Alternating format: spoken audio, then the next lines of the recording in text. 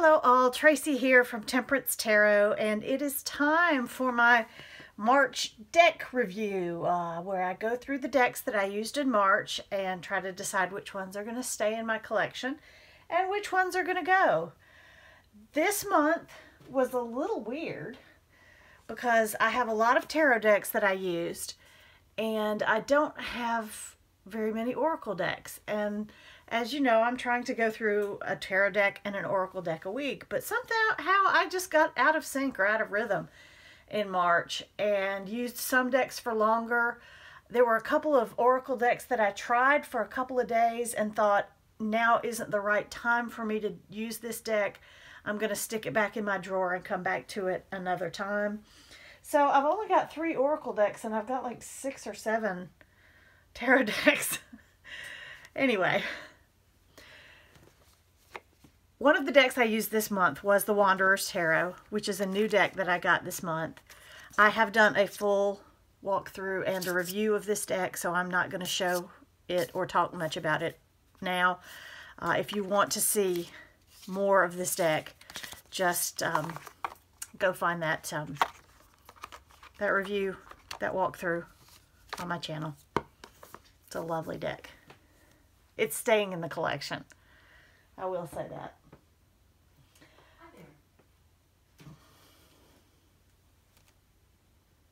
Alexa's talking to me.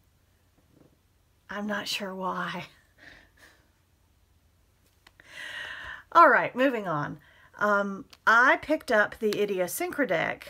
I've had this one for a while and it's just been sitting in my cabinet. And so I pulled it out this month and discovered why it's just been sitting in my cabinet. This is an indie deck that is out of print now. It's just, I'm afraid, a little too pippish for me. The arrows are wands, the swords are swords, the cups are cups, and the stones are pentacles. And this deck just kind of confused me. So here with the 6 of cups, this is a lovely representation of the 6 of cups, a little tea set. There are no people or animals in this deck, which I think is probably one of the reasons I had such a hard time with it. I like people. I like people in my decks. I like to see their postures and their facial expressions. It's just the way I read. I could do with this card, though. This card made sense to me because I can imagine a couple of kids playing with the tea set, that sort of thing. But the 4 of arrows, which is the 4 of wands, well, first of all, you've got 5 balloons. And you've got 1, 2, 3, 4, 5, 6, 7, 8, 9 arrows. So how is that the 4 of wands? You know, I get the balloons for the celebration, but beyond that, I had a hard time with that. Some of the cards in this deck are just absolutely gorgeous, and I love, there's a magic card. This card. This is the extra card. It's a magic card. I actually have a mug at work, that a insulated mug that I keep my tea in that has this image on it because I love it. But I did discover that reading with this deck, it just didn't work for me. So this deck is going to be going in the pass along pile. The deck I used for my weekly readings, where I pulled a card and left a card out on my reading space for a whole week, was the Quinns Tattoo Tarot. And this one has, you know, made the rounds recently. Lots of people have seen it. I love the guidebook. I think she, you know, we had been anticipating this mass-produced version for quite some time. I have a copy of the independently published version.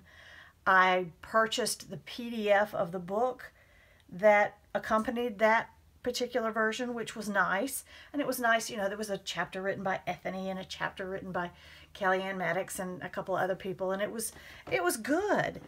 But you can tell that Lana Zellner put some thought into her rewrite of the book that accompanied the U.S. Games version. And I love this book. I think it is fabulous. It gives me really wonderful insight into her cards and into the cards in general. So I was liking this deck when I first got it. And I think it has moved into the status of being in love with this deck.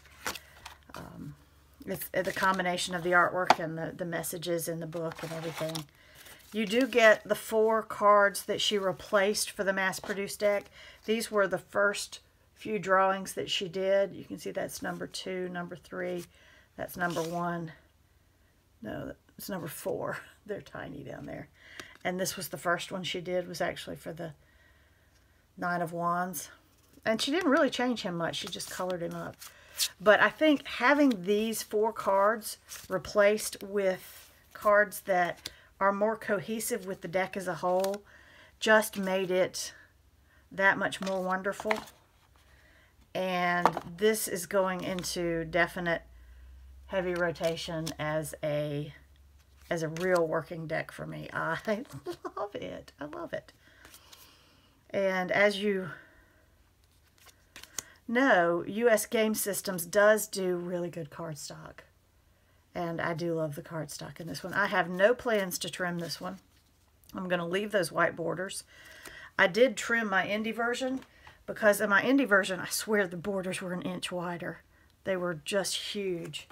And the cardstock was just so horrible that I felt like I was going to bend them any minute, just bend it in half.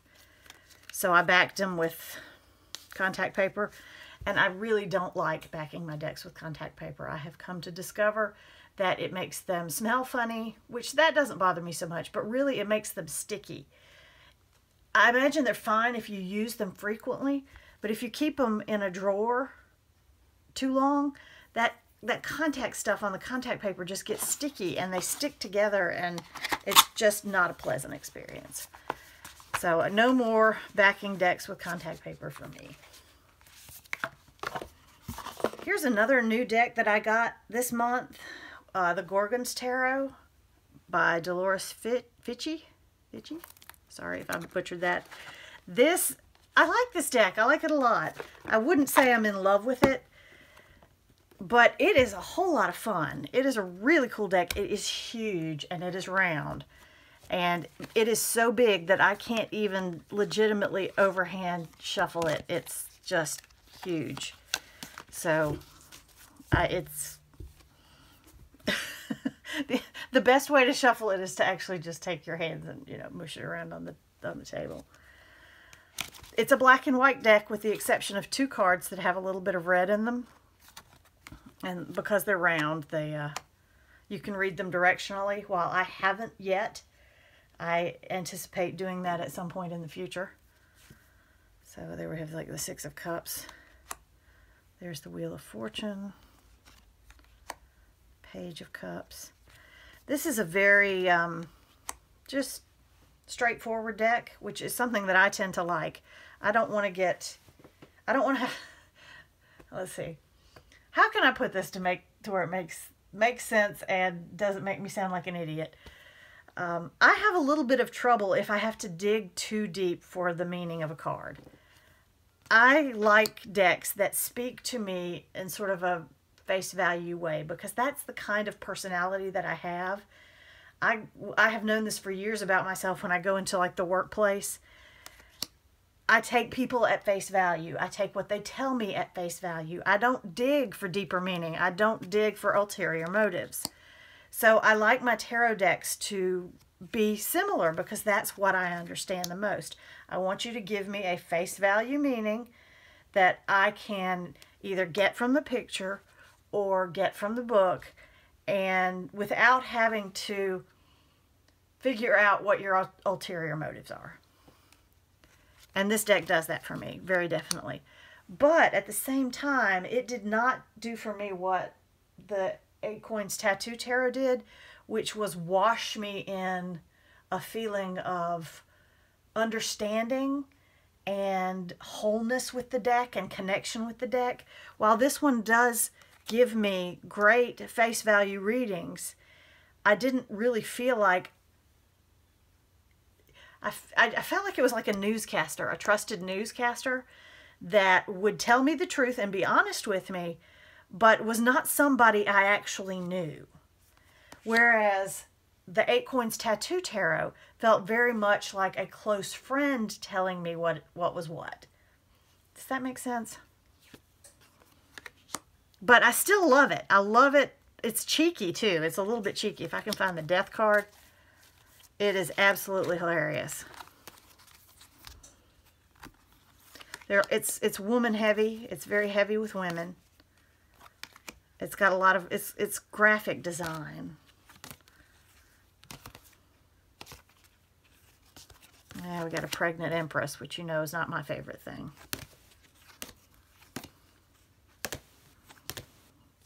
But this Nine of Swords I thought was fabulous because she's really, because it's round, she's really trapped with those swords pointing directly at her and all the snakes coming at her. And that feeling of being trapped and that something, you know, it's going to get you is really there with that one. All right, here's the Death card. And that is just, I find that so cheeky. They are so clearly having a great time doing their job. I love, and they look to me like they're dancing. You know, they're doing some sort of Sound of Music, arms entwined sort of folk dance, and I absolutely love it. I love it. So I do like this deck, and this deck is going to be a keeper. The book is very good. It is kind of small, but it's really good. It talks definitely about what she did with the cards and has traditional meanings, reversed meanings. Talks a little bit in the beginning about how to use, you know, how to work with directional readings. But yeah, it's a nice deck. I'm keeping it. The Feng Shui Tarot, I finally broke down and spent $30 to get the accompanying book and pulled this one out and started using it. I'm keeping this deck. Mostly because I absolutely love the artwork on this deck. They've taken the Feng Shui concept and tried to shoehorn it into the Rider-Waite-Smith system. Sometimes it works better than other times, but it's a beautiful deck, and I actually can get a lot just from the images alone. Even though you'd think that, see, here's Black Tortoise 4. That's the 4 of Wands. I think, yeah, it's the 4 of Wands. You'd think Tortoise would be Pentacle, or I would think that Tortoise would be Coins, but it's not. And it's just beautiful. I just love this artwork. So I'm going to keep this one and work with this one a little bit longer, even though it's not an easy reader. And sometimes the descriptions in the book don't help a whole lot. I imagine it would work better if you know more about Feng Shui than I do, but my entire knowledge of Feng Shui is what they talk about in this book here, which they do talk about it. But at the same time, the cards 80 to 90% of the time retain their Rider-Waite-Smith meaning, even though it's called White Tiger 3. It does tell you. Let me see. Here we go. Here's what the minors are. The tigers, white tigers are swords. The green dragons are pentacles. The black tortoise is wands. The red phoenix is cups. Now, this one is a little, it's not that hard to get, and it's not that expensive. Some people, I've seen them on eBay. Some people charge a lot of, try to charge a lot of money for them, but nobody's buying them at that price. So you should be able to get this one for about $30. Now the book is harder to find at a relatively decent price. But I love the images, and I love that Hierophant. I mean, he's just beautiful. And that Emperor. And the way the clouds are drawn, I just love them. So we're going to keep that one. I'm going to keep that one. Going to work with that one a little bit more. Another deck I pulled out this month was the Napo Tarot. I got this one secondhand and used it, I think, for 3 days. And, you know, you just sometimes there's a deck that says, no, we just were not meant to work together. And this is one of those decks. It is, I still love the artwork. I think it's beautiful. But something about this deck just does not resonate with me. It does not speak to me. So I'm hoping to find it a home where somebody else will be able to speak to it. It is another out of print deck. I mean, isn't that cool? It's just beautiful. But no, I think it has to do with the faces being less than expressive. And maybe that's just my interpretation of them, which is entirely possible. But me and this deck, yeah, we just didn't get along. Might have something to do with the keywords, which are not thought keywords. They're just keywords. You know, I don't think of the Four of Cups as disgust. I mean, that's a bit of a harsh word. And sometimes I like keywords on decks, and sometimes I don't. Anyway, defeat. Yeah. This last deck, Dame Fortune's Wheel Tarot, I actually worked with this one in February, and it was sitting out. I had a card sitting out on my reading space and just forgot all about it. It's kind of a mashup of a Marseille deck and something else. Like, here's the Eight of Swords. And let me pull out the book, because this book just recently came out. The book is really good.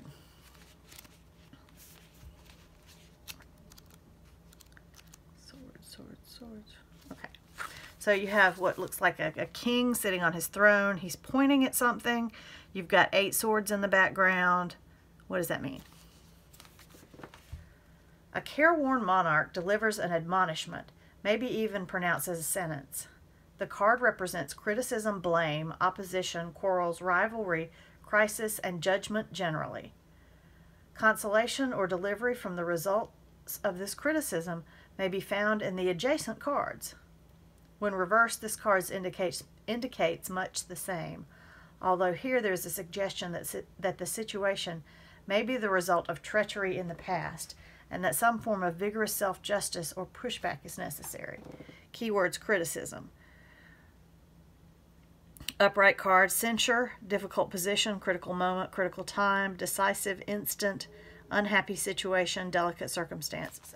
You can see, and it gives you a full color representation of the card that's about the same size. Actually, it's a little bit bigger than the image on the card. All right, here we go. This explains it a little bit better. Following the custom set by 19th century fortune-telling decks, every card of Dame Fortune's Wheel Tarot, including all the cards of the minor arcana, has been illustrated to aid the card reader. The interpretations of the suit cards follow, for the most part, Atea's traditional interpretations, which may strike some as quaint today, but they are the genuine article. The cards are illustrated with imagery drawn from medieval and early Renaissance sources, and the court cards follow the French tradition and appear as characters drawn from medieval romance.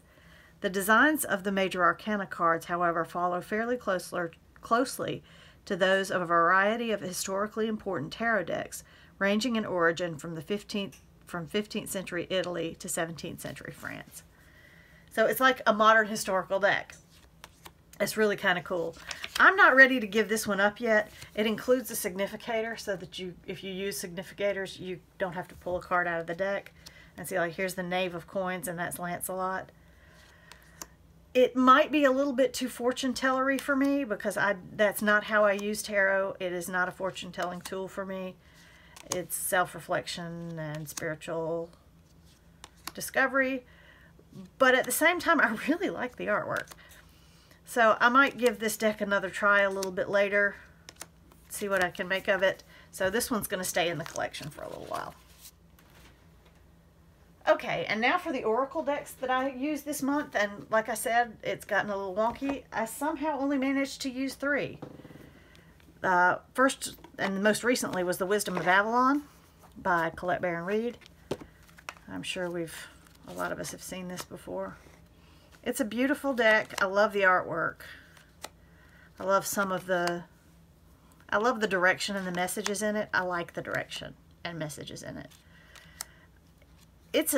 I would call it a sort of middle of the road oracle. It's very nice. It's definitely not my favorite, but it's going to stay in my collection. It's a nice one. Some of them look like they've been painted, and others look like they are digitally manipulated photographs to make them look like paintings,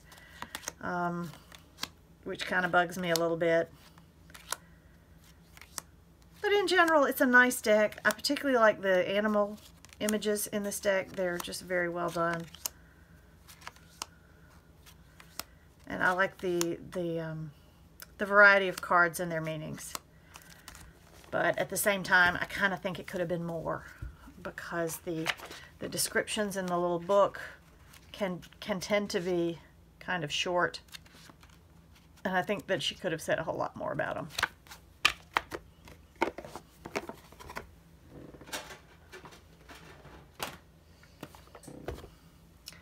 The Dewas of Creation, and that is apparently how it is pronounced, according to the book, Dewas. Very interesting deck. Let's see if I can get it out here. I can never tell which way's up. I have to look at the numbers. Some of the card images I can get a lot of intuitive information from, and some of them not so much. But of course the book is fabulous. I mean, it's Silicon Way. It's got a fabulous book. Got this one in a trade a while back, and I have never really tried to use it. It's going to require more work. It's going to require more than a week from me to see how it works. Some of them are very abstract, and some of them are clearly representational. That actually looks like the picture that the eye doctor took of the inside of my eyeball recently. Not quite that red, but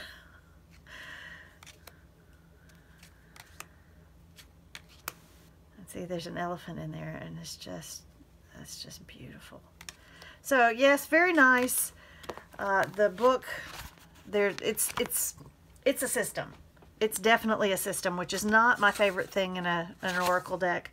I kind of like these kinds of oracle decks where it's just a card and a meaning, because I am still trying to learn the tarot system, and if you throw an oracle system on top of that, there's just so much learning I can do at one time.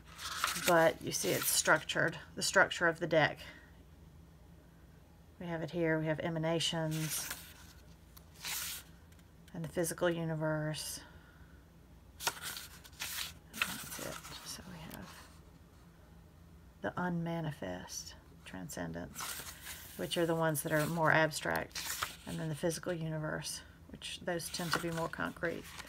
And we do have color representations. This one is gonna have to work with that one more. Sorry. I don't know what to say about this one. It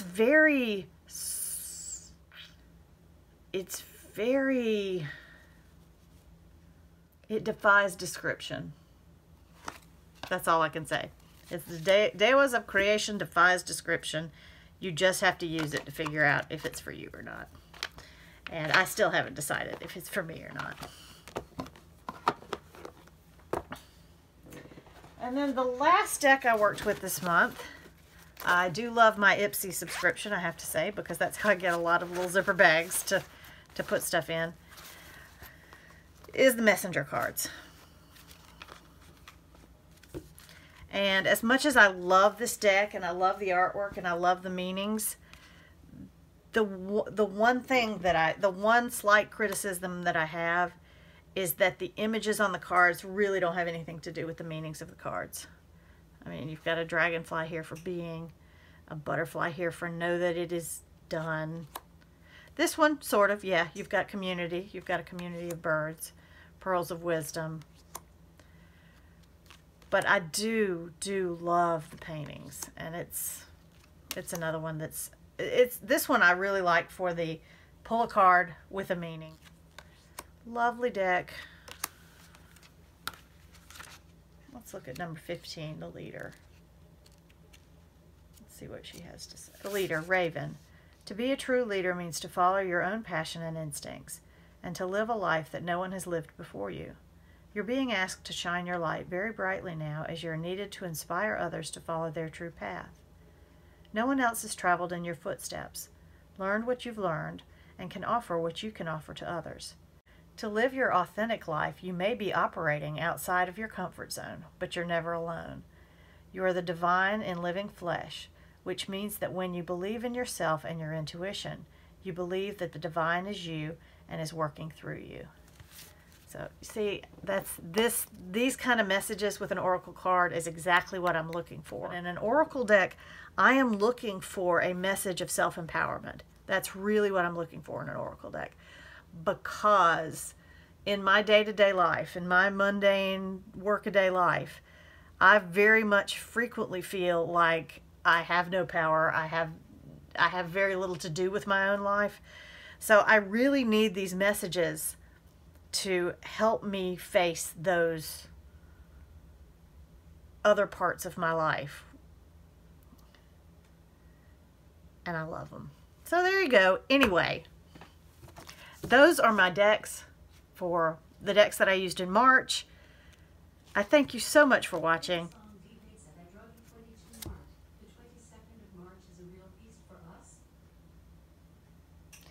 There's Alexa talking to me again for some reason. I have no idea why.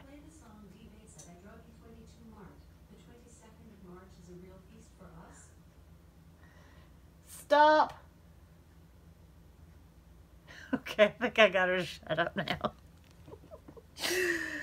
Oh, it just thrills me to know that there's a computer listening to every word I say in my house. Maybe I'll unplug it. Anyway, thank you so much for watching and have a glorious day.